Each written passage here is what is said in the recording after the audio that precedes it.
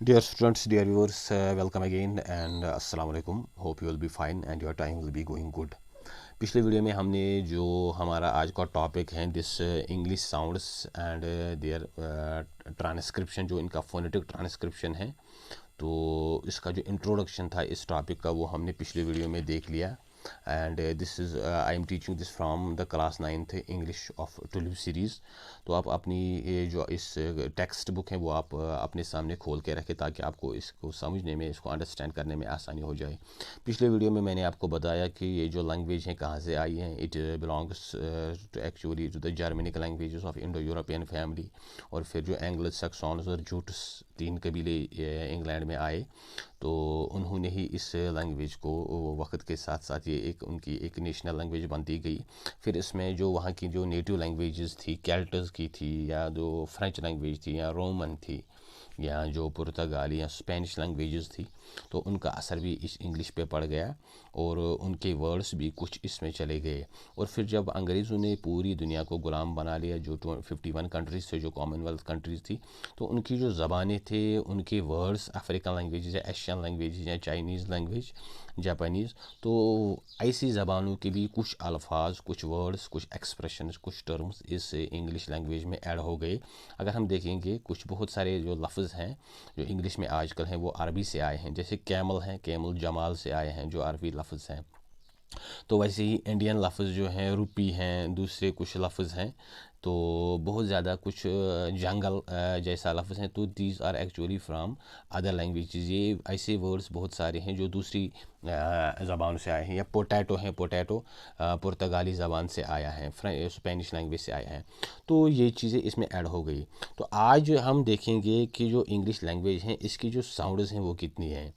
Actually जो इसके जो हमने देखा हरूफ तहजी या जो अल्फ़ाबेट हैं वो एक्चुअली 26 हैं. तो लेकिन जो इसकी साउंड्स हैं वो आलमोस्ट 44 हैं, 44 बनती हैं. और एक चीज़ मैं यहाँ आपको बताता जाऊँ कि जो लैंग्वेज का सबसे अहम मकसद है वो है communication. You have to communicate your thoughts, you have to communicate your ideas, you have to communicate your feelings, you have to communicate your thinking to the others. आप अपनी सोच, अपने ख्याल, अपने विचार, अपनी बात दूसरों तक पहुँचाते हैं.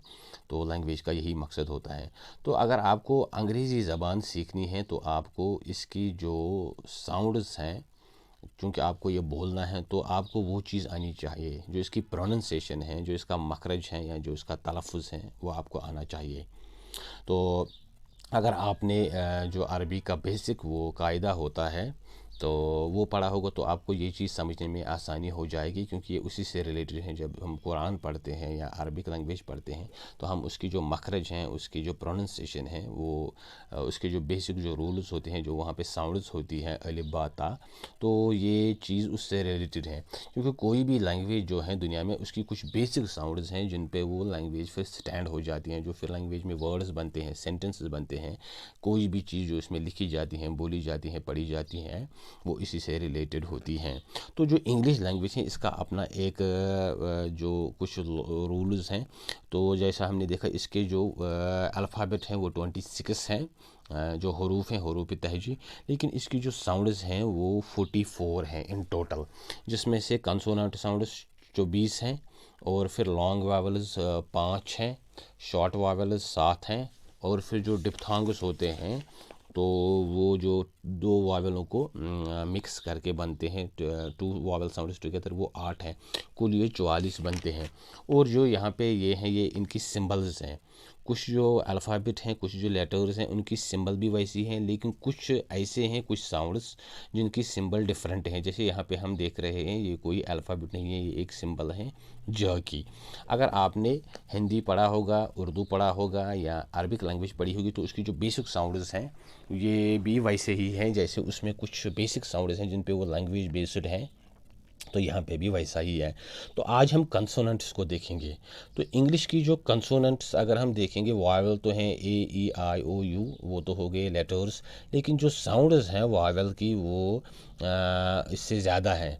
जो साउंड्स हैं वो बहुत ज़्यादा हैं. वैसे ही जो कंसोनेंट्स हैं वो इसमें खाली 21 हैं कंसोनेंट जो लेटर्स हैं अल्फ़ाबेट, लेकिन जो कंसोनेंट साउंड्स हैं वो 24 हैं। जो वावल हैं इंग्लिश में, वावल लेटर्स वो 5 ही हैं, लेकिन जो वावल साउंड्स हैं वो 20 तक जाती हैं। तो आज हम जो देखेंगे यहाँ पे वावल जो साउंड्स हैं, जिस हिसाब से आपको फिर प्रोनाउंस करना आ जाएगा, या जो फिर आप डिक्शनरी में कोई वर्ड देख सकते हो उसकी प्रोनाउंसिएशन अंडरस्टैंड कर सकते हो कि इसकी प्रोनाउंसिएशन क्या है, कहाँ पे कोई वर्ड साइलेंट रहता है, कहाँ पे जो वावल है उसकी आवाज़ नहीं आती, कहाँ पे कंसोनेंट जो कोई लेटर है उसकी साउंड वावल जैसे आ जाती हैं। तो वो चीज़ आप इससे समझोगे। ये चीज़ आपके लिए बहुत अहम है, क्योंकि इसी से फिर आपका जो आप इंग्लिश आगे पढ़ोगे, इंग्लिश लैंग्वेज, तो उसमें ये काफ़ी अहमियत रखती है, खासकर आपकी जो बोल चाल है। तो जो कंसोनेंट साउंड्स हैं इंग्लिश में, एक तो कंसोनेंट लेटर्स हैं वो खाली 21 हैं, लेकिन कंसोनेंट साउंड्स जो हैं वो 24 बन जाती हैं।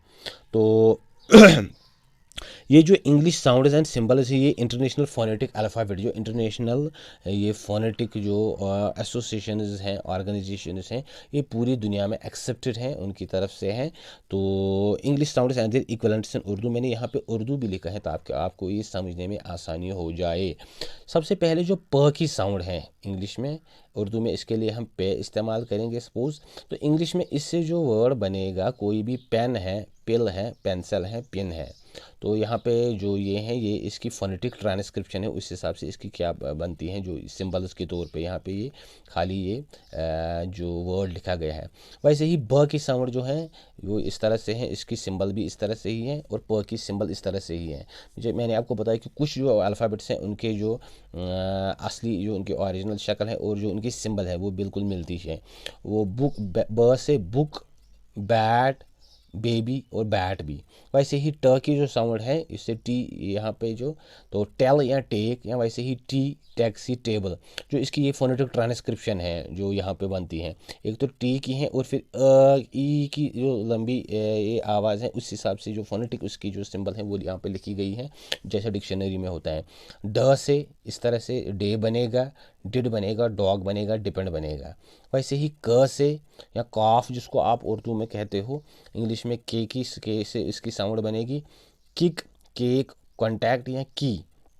तो वैसे ही ग की जो साउंड, ये सारे कंसोनेंट्स हैं। और जो चीज़ मैं आपको यहाँ पे अभी बता दूँ, कंसोनेंट साउंड, कंसोनेंट कोई भी साउंड जब हम प्रोनाउंस करते हैं, तो जो हमारे मुंह से जो हवा बाहर निकलती है वो पहले रुक सी जाती है, और हमारी जो ज़बान है वो अपर प्लेट या लोअर प्लेट या हमारे दांतों से टक्कर खाती है, और हमारे मुंह से जो ये हवा है ये कुछ थोड़ी देर के लिए रुक जाती हैं, फिर बाहर आती हैं। लेकिन अगर हम वावल साउंड प्रोनाउंस करेंगे, तो डायरेक्टली हमारे मुंह से जो सांस है वो बाहर निकलती है, वो किसी चीज़ से टच नहीं करती, और हमारी जो ज़बान है वो भी तकरीबन इस अपर प्लेट, लोअर प्लेट या जो हमारे जॉज हैं उससे टक्कर नहीं खाती। तो ये बेसिक डिफरेंस है।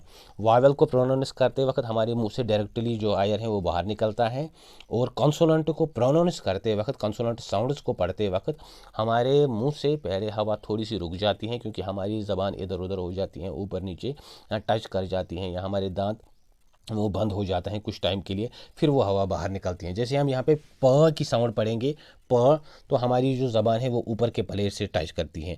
ब की ज़बान, वैसे ही ट की ज़बान, ये ट का जो लफ्ज़ है, वैसे ही ड, क, और इस तरह से ग से बनेगा गेट, ग्रेट, गिलास, गैप।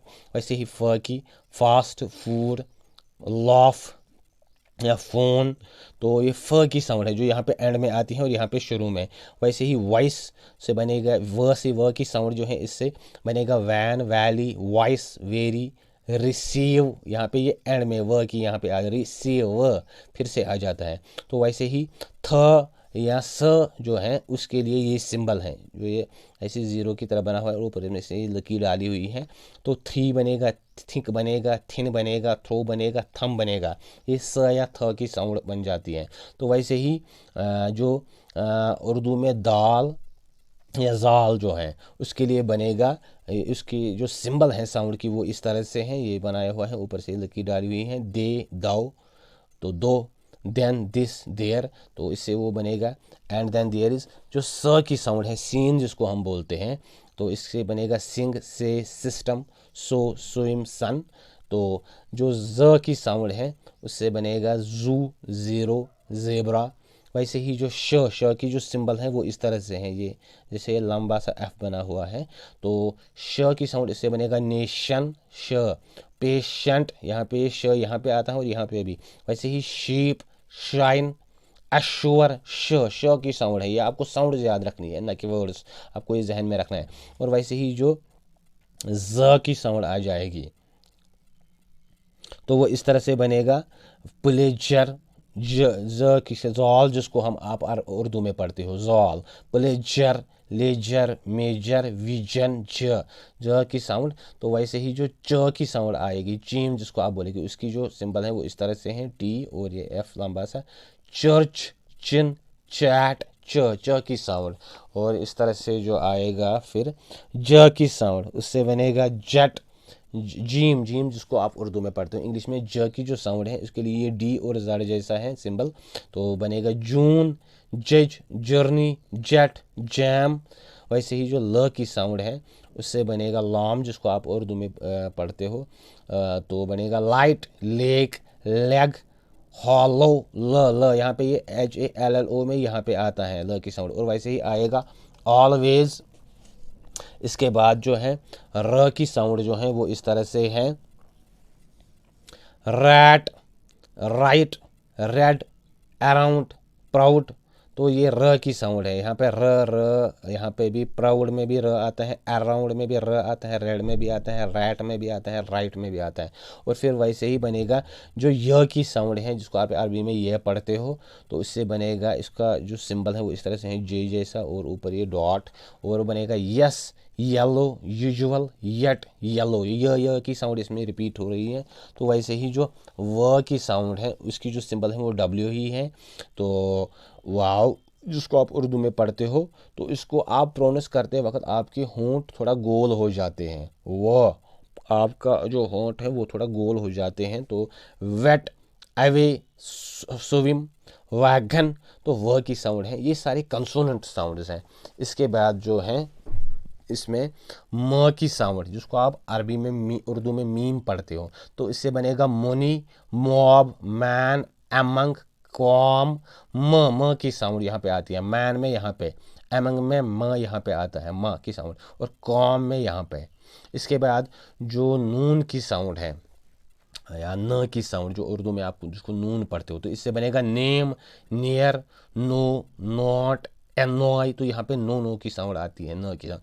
और ये चीज़ आपको याद रखनी है, जो उर्दू में या अरबी में जिसको आप गुना की आवाज़ कहते हैं, जो आप नाक से आवाज़ निकालते हो, तो जो गुना की आवाज़ है, नून गुना, तो वो भी इंग्लिश में कभी कभी आ जाती है, जिसको आप इंग, इंग में ये चीज़ आ जाती है। तो गुना की आवाज़, नाक से आवाज़ निकालना, या नोजल साउंड जिसको आप बोलते हैं, नाक से आवाज़ निकालता तो वो साउंड जो है उसके लिए ये सिंबल है एन, और ये लंबा सा यहाँ से इसमें आएगा, ये इसमें जो साउंड आ जाएगी वो इस वर्ड में आ जाएगी, ब्रिंग, एंग में आ जाती है ये साउंड, बैंगड़, सिंगिंग। तो ये जो साउंड है नून गुना की, इसकी जो सिंबल है वो है। और ये ऐसे बहुत सारे वर्ड्स में आता है, खासकर जो इंग के लफ्ज़ हैं उनमें ये चीज़ आ जाती है। और फाइनली जो ह की साउंड है, जिसको आप उर्दू में हा पढ़ते हो, हा, तो है जिसको आप पढ़ते हो, तो यहाँ पे आ जाएगा hat, high, hold, how, height, hero. So ये डियर व्यूअर्स कंसोनेंट साउंड्स थे, जो कुल 24 बनते हैं। एक तो कंसोनेंट वर्ड्स, कंसोनेंट लेटर्स हैं वो 21 हैं, लेकिन जो साउंड्स हैं वो 24 हैं। ये चीज़ आपको पढ़नी है और इसको बार बार रिपीट करना है और इन साउंड्स को याद रखना है, तभी आपको ये आगे जाके ये आपको कोई फ़ायदा देगा। अगर आपने इसको रिपीट नहीं किया, रिवाइज़ नहीं किया, तो आप इसको भूल जाओगे, फिर ये याद नहीं रहता। तो ये इंग्लिश साउंड्स हैं कंसोनेंट्स की, और ये उनकी सिंबल्स हैं जो मैंने आज आपको पढ़ाई। You have to remember these things because these are factual है, कोई कॉन्सेप्चुअल नहीं है। इसको आपको बार बार रिपीट करना है, तभी ये चीज़ याद रह जाती है। ये कोई स्टोरी नहीं है कि आपने एक बार पढ़ी और आपको ये याद रह जाएगी। So you need to remember this, repeat this, revise this things repeatedly, क्योंकि ये आप इंग्लिश की जो प्रोनाउंसिएशन है, और फिर खासकर जो पोइट्री में जो आता है, लिटरेरी जो डिवाइसेस आते हैं, या जो वो आती हैं सिमली, मेटाफर, और जो rhyme, rhythm, internal rhyme, rhyme scheme कौन सी है इस पोइम की, तो वो चीज़ बहुत ज़्यादा है। और इसी हिसाब से फिर इसके जो सिलेबल डिवीजन आते हैं, एक वर्ड में कितने वॉवेल साउंड्स आए, कितने कंसोनेंट साउंड्स आए, जितने वॉवेल साउंड्स आते हैं उतने उसके सिलेबल डिवीजन होते हैं। मोनोसिलेबल वर्ड हैं, डाई सिलेबल हैं, ट्राई सिलेबल है, तो वो चीज़ भी इसी में आती है। आज हमने देख लिया जो कंसोनेंट साउंड्स थे, ये 24 हैं। ये आप ज़्यादा मुश्किल भी नहीं है, क्योंकि आपने उर्दू अरबी में ये उसी से रिलेटेड हैं, आपने उसमें पढ़ी होंगी। तो you need to remember these, you need to repeat these. आप इसको थोड़ा प्रैक्टिस भी करो खुद भी, ताकि आपको ये याद रहे। इसके बाद इंशाल्लाह हम कल के वीडियो में देखेंगे लॉन्ग वावल्स, शॉर्ट वावल्स और जो है डिप्थोंग्स, वो भी हम देखेंगे और फिर थोड़ा बहुत इसकी प्रैक्टिस भी करेंगे, ताकि इसे आपको याद रहे। तो चैनल को शेयर करें, सब्सक्राइब करें, व्यू दे, और अगर आपको ये वीडियो अच्छा लगे तो इसको आगे शेयर करें। Wish you all the best, have a nice day and thank you.